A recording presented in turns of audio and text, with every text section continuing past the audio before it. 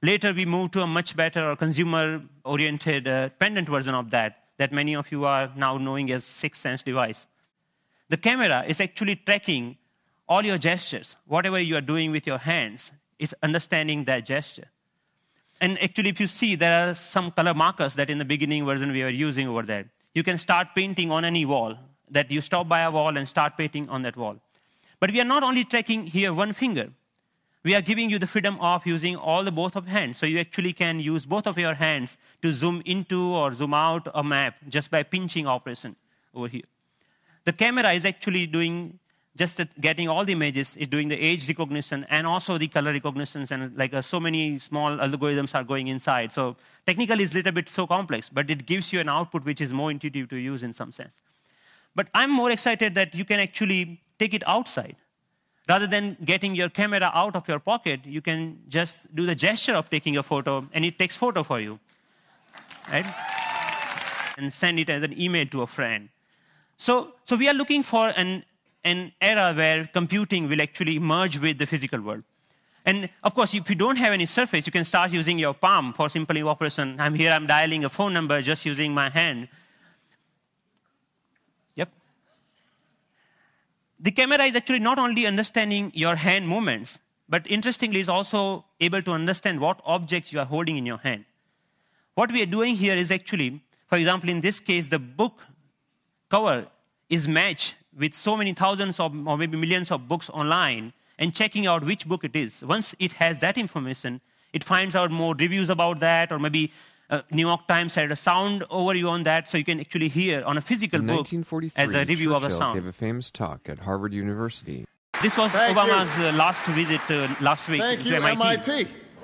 And in particular, I want to thank two outstanding MIT So I was seeing the live of his talk outside in just a newspaper.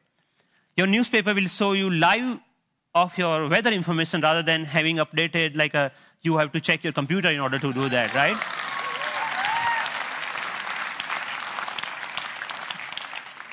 When I'm going back, I can just use my boarding pass and to check, my flight has been how much delayed.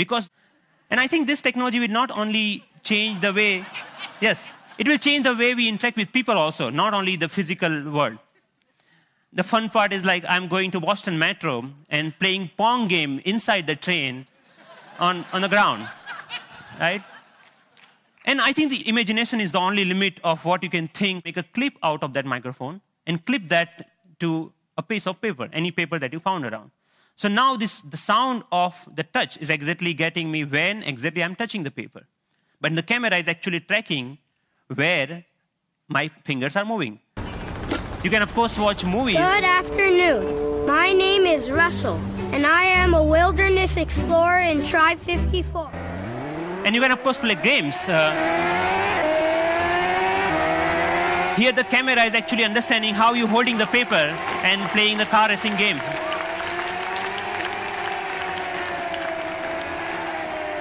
Many of you already must have thought, okay, you can browse. Yeah, of course, you can browse to any website. So you can do all sort of computing on a piece of paper wherever you need it. But more interestingly, I'm interested that how we can take that in a more dynamic way. When I come back to my desk, I can just pinch that information back to my desktop so that I can use my full-size computer. And why only computers? We can just play with papers. Paper world is interesting to play with. So here I'm taking a part of a document and putting over here the second part from second place, and I'm actually modifying the information that I have over there. Yeah, and then I'm saying, okay, this looks nice. Let me print it out, that thing. So I have a now printout of that thing, and now, so the workflow is more intuitive the way that we used to do before, maybe 20 years back, rather than now. Will not only help us to get rid of the digital divide, the gap between these two worlds, but will also help us in some way to stay human, to be more connected to our physical world. And it will actually help us not end up being machines sitting in front of another machines. So that's all. Thank you.